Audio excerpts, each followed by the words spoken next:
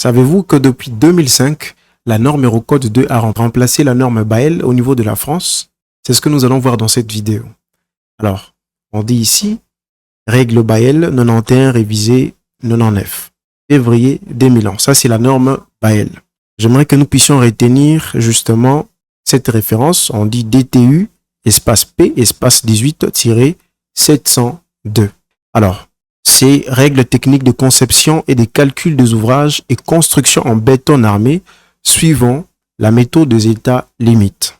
Alors ici, vous êtes en train de voir la capture de la norme Eurocode 2. Déjà au début ici, vous avez vu, on a écrit NF. J'ai eu à expliquer cela dans la première vidéo de ma formation sur la norme Eurocode 2. J'ai expliqué tout simplement que quand vous voyez l'indice NF, ça veut dire que c'est la norme européenne transposée en France. Donc si c'était par exemple en Belgique, on allait écrire tout simplement NBN pour indiquer que c'est la norme Eurocode 2 mais appliquée au niveau de la Belgique. Et si nous adoptons cette norme, c'est-à-dire que cette norme Eurocode 2 est adoptée au niveau de la République démocratique du Congo, on va tout simplement écrire NCD, ensuite EN 1990-1-1. Et je précise que ça, c'est juste la première partie de la norme Eurocode 2, puisque la norme Eurocode 2 est constituée de 3 grandes parties, et la première partie comprend 2 parties. Et ici, nous sommes dans la première partie de la norme Eurocode 2.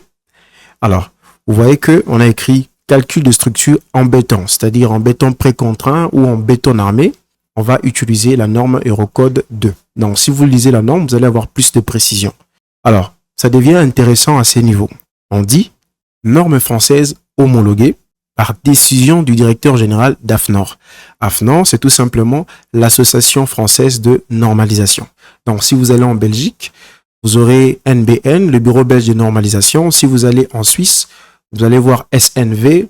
Si vous allez en Grande-Bretagne, tel que j'étais en train de dire, vous allez voir BSI.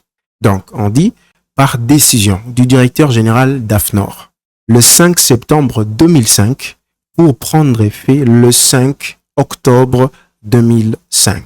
On dit est destiné à remplacer, c'est-à-dire la norme Eurocode 2 est destinée à remplacer les normes expérimentales. Je vais expliquer cela. ENV 1990-1-1, XP ENV 1990-1-3 et toutes les autres normes expérimentales. Ensuite, en rouge, là où j'ai encerclé, il est dit est également destiné, c'est-à-dire cette norme Eurocode 2 est également destinée à remplacer le DTUP espace 18 espace 700.